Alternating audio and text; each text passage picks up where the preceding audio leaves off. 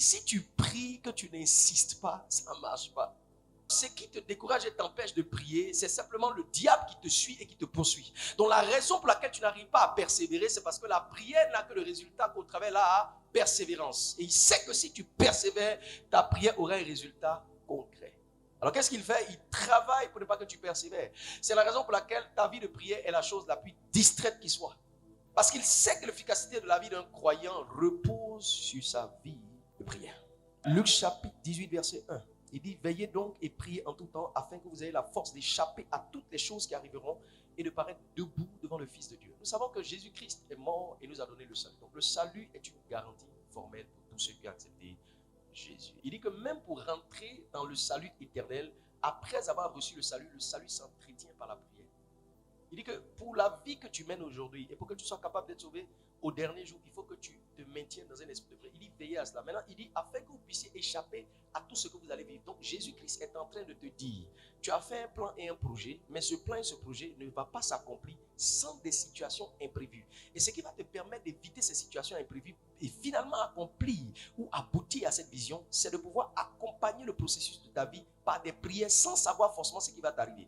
Tu as fait un plan, tu as pris ton argent, tu as mis dans un projet. C'est bien, les gens sont avec toi. Mais rien ne te dit qu'en chemin, il ne va pas avoir des entraves. Il dit ici, veillez donc et priez en tout temps, afin que vous ayez la force d'échapper à toutes ces choses qui arriveront. Donc il te dit qu'il y a des choses qui vont arriver. Tu es assise confortablement dans ton mariage, tu as l'impression que tu es trop heureuse et ça va trop chez toi. Est-ce que tu sais que dans les 2 prochaines années qui arrivent, il y a une secousse sismique qui va rentrer dans ce foyer? Et si tu ne fais pas attention, tu risques d'être dehors. Est-ce que tu sais que l'argent que tu es en train de consommer actuellement avec toute aisance, dans les 5 prochaines années qui arrivent, peut-être cet argent-là ne reviendra plus. Il est en train de dire que la meilleure manière d'entretenir ton futur et d'anticiper sur une crise, c'est de prier. Parce que tu ne sais pas ce qui va t'arriver. Tu ne sais pas ce qui va se passer. La plupart d'entre vous ici, vous ne pouvez pas me dire que vous n'avez pas été victime de surprises désagréables. Vous ne pouvez pas me dire que vous n'avez pas été surpris depuis que vous êtes né d'une déviation des plans et des projets que vous avez. Des fois, tu étais assis peinard,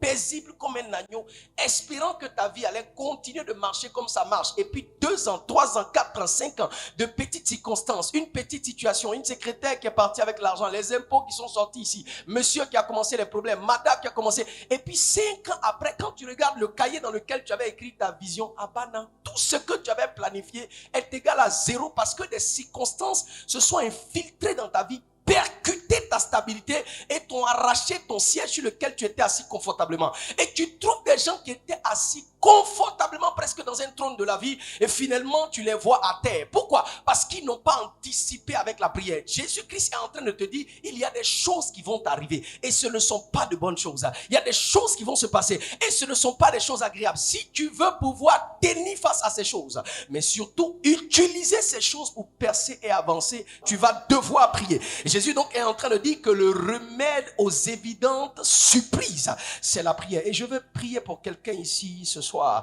quel que soit ce qui va te surprendre, un ennemi qui viendra la nuit, un malheur qui attaquera ton enfant, quelque chose qui menacera ton foyer, une situation et une surprise désagréable qui tentera de te faire mourir, le Seigneur te donnera la victoire au nom de Jésus.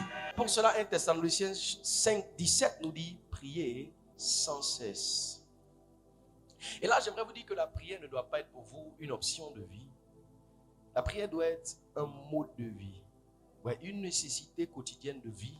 Mais la prière devrait être pour vous quelque chose d'un peu spécial. En fait, ne priez pas. Vivez de la prière. Tu vois, de façon qu'un homme va au travail, et puis il travaille, il vient à 17h.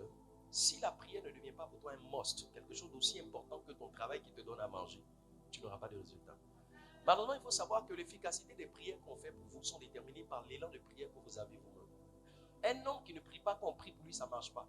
Avant que Bartimée ne prie Jésus de lui donner ses yeux, Bartimée a prié, il a crié très fort. Il y avait plein de malades qui n'ont pas reçu la guérison. Jésus ne s'est même pas intéressé à prier pour eux, parce que justement, ce qui permet à une prière d'être efficace, c'est le fait que tu pries. Je peux fléchir les genoux pour toi, mais les résultats seront infimes, parce que toi-même, tu n'es pas un récepteur de la prière. Pourquoi je vous le dis? La Bible dit qu'à un moment, Paul et Silas étaient dans la prison, et le peuple de Dieu était en train de prier. Et pendant que le peuple priait dehors, eux, ils étaient dans la prison en train de prier. Et pendant qu'ils étaient en train de prier, l'ange de Dieu est descendu dans la prison et les fondements de la prison ont été renversés et la prison s'est ouverte.